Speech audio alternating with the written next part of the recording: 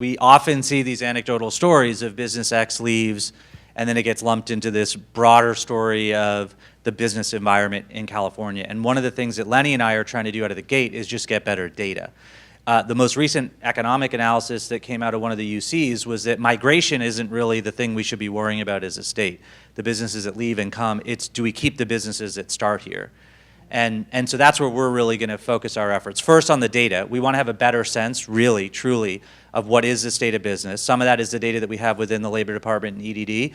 Some of that is doing better sentiment surveys of business owners, doing exit interviews when businesses actually leave, like having actual data to inform what is the state of business and innovation in California.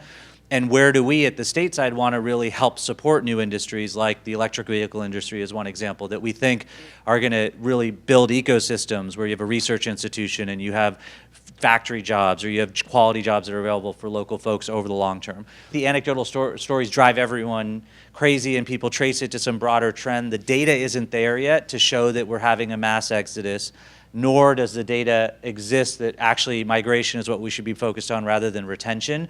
And when it comes to retention, I think the data clearly says we could be doing a better job, and our inland areas are ready. And so now, where can we support connecting those businesses with those areas is a big focus area for us. There's a lot been talked about that the rich people are leaving California, and that's just not been the experience in the data. This whole narrative about high wealth individuals leaving the state, and that's just not been what's happened in the history in terms of movement. The people that have been leaving the state have been people who have more modest means.